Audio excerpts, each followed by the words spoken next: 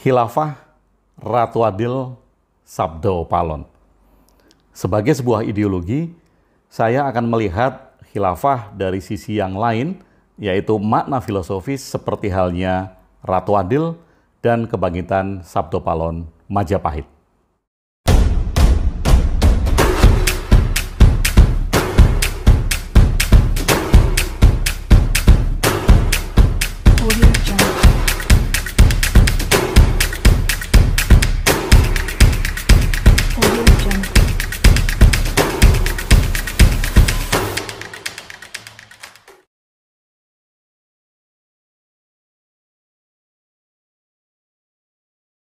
Apabila kita bertanya kapan khilafah ini akan tegak, maka jawabannya secara umum adalah khilafah adalah sebuah keniscayaan.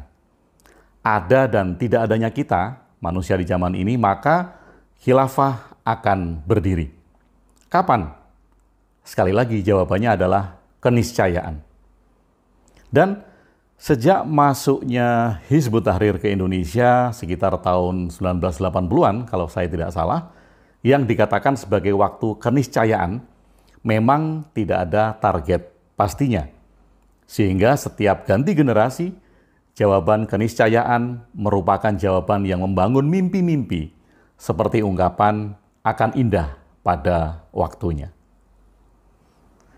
Sahabat Ruang Diri, Ratu Adil bagi masyarakat Jawa yang diyakini akan muncul nanti, entah kapan, ini juga dikatakan keniscayaan. Ini juga membawa sebuah kondisi yang gemah ripah loh jinawi. Mimpinya seperti itu. Sehingga sebuah kalimat simbol yang terkenal, yaitu Noto Nogoro, yang merupakan ramalan dari Prabu Joyoboyo, diyakini bahwa roh terakhir, Notonogoro, roh terakhir, merupakan nama yang akan membawa Indonesia kepada kemakmuran. Lalu, atas otak-atik Gatuk, maka nama-nama presiden dicocokkan dengan sebutan Notonogoro tersebut. Kapan roh terakhir muncul? Jawabannya adalah sebuah keniscayaan. Dan dengan adanya ramalan tersebut, maka masyarakat yang sedang dalam kondisi terhimpit, kesusahan, tetap mempunyai harapan untuk bergerak dan hidup sambil menunggu waktu niscaya tersebut hadir. Lalu, Sabdo Palon. Sabdo Palon adalah ramalan tentang kebangkitan kejayaan Majapahit. Sabdo Palon sendiri adalah seorang pandito atau penasehat atau abdi dalam dari Brawijaya V, Raja Majapahit. Ini tidak dapat dipastikan apakah tokoh itu benar ada di sejarah atau tidak. Saya sudah membuat video itu sebelumnya ya, jadi silahkan Anda lihat tentang Sabdo Palon ini. Namun, ramalan Sabdo Palon tentang kebangkitan Majapahit itu diyakini benar bagi masyarakat Jawa pada umumnya, pada khususnya, yang meyakini hal tersebut.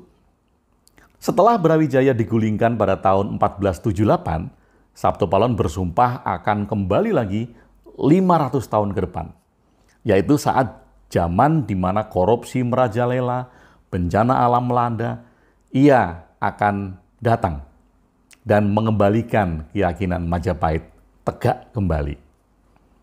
Kalau dihitung 500 tahun setelah 1478 adalah tahun 1978.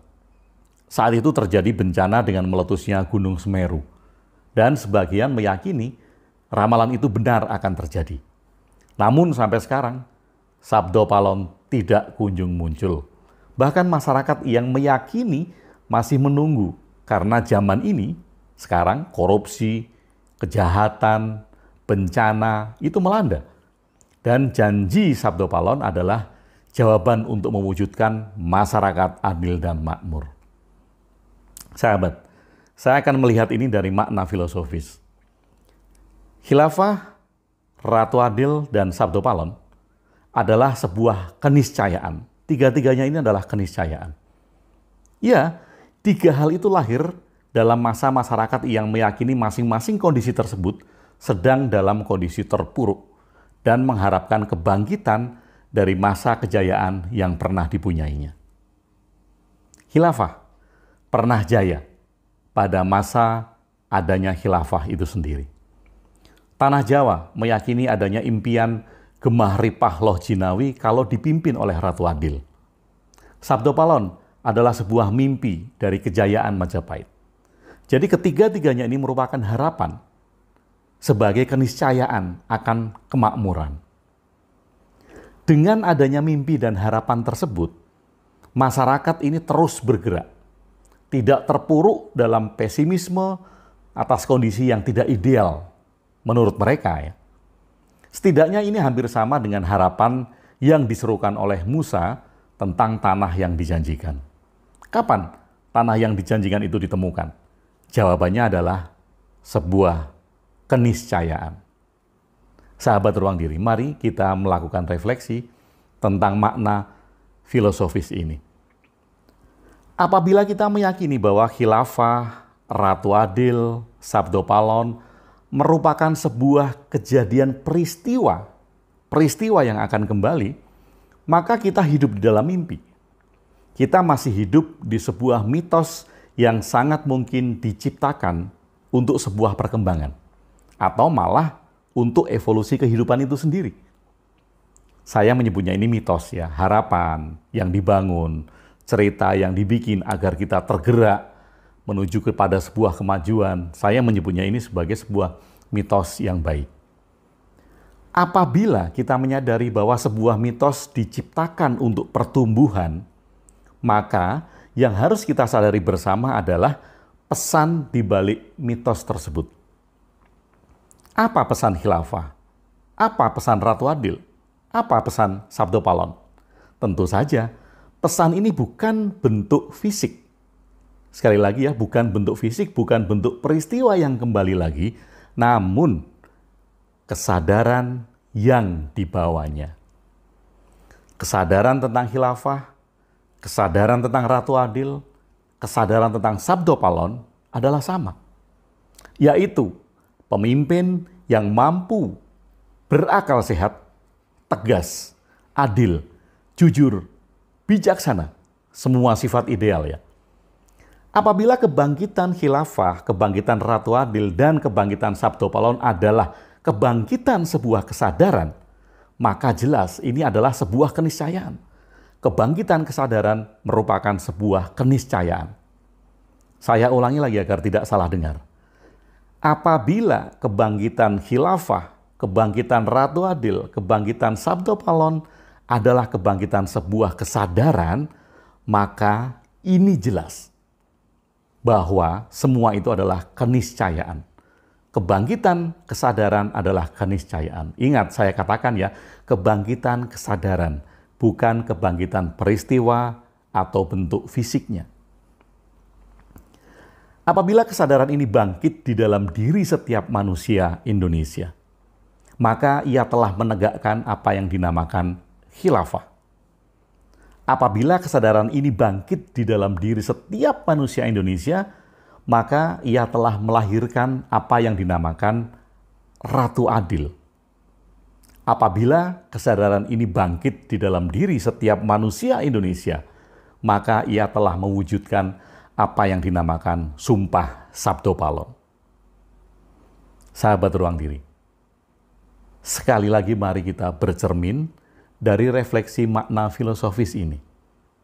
Namun, apabila masing-masing masyarakat dengan keyakinannya sendiri-sendiri mengharapkan bentuk fisik dan peristiwa dari semua hal di atas tadi, tentu saja keniscayaan akan sebuah perpecahan. Bukan persatuan ini, perpecahan tidak terhindarkan. Kita akan dapat mengubah Indonesia menjadi lebih baik. Yang dapat kita lakukan adalah mengubah diri kita sendiri untuk menjadi lebih baik. Kesadaran kita, keniscayaan akan kesadaran kita. Dan apabila setiap manusia Indonesia itu berubah menjadi lebih baik, maka keniscayaan bahwa Indonesia akan menjadi lebih baik. Jadi keniscayaan itu ada di mana? Di dalam diri kita. Apa bentuknya? Kesadaran kita yang menjadi lebih baik. Dengan pemahaman tentang kesadaran seperti ini, bukan bentuk fisik dan bukan peristiwa yang kembali, maka bagi saya, saya akan tegas mengatakan, mari kita bangkitkan kesadaran khilafah di Indonesia. Mari kita bangkitkan kesadaran Ratu Adil di Indonesia. Mari kita bangkitkan Sumpah Sabdo Palon di Indonesia. Kemudian, di mana kesadaran itu akan bangkit? Tentu saja, di dalam diri setiap manusia Indonesia. Bukan sebagai bentuk sistem pemerintahan, bukan sebagai ideologi, bukan sebagai agama, bukan sebagai peraturan atau syariat tertentu, namun ia adalah sebuah kesadaran. Sebuah kesadaran bersama atau collective consciousness. Lebih tepat saya menyebutnya sebagai Indonesian Collective Consciousness. Kesadaran kolektif manusia Indonesia.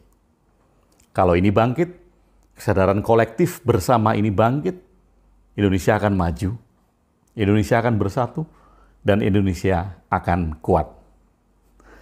Salam NKRI, salam Negara Kesatuan Republik Indonesia. Terima kasih sudah bersama saya Agung WB, salam cinta dan bahagia.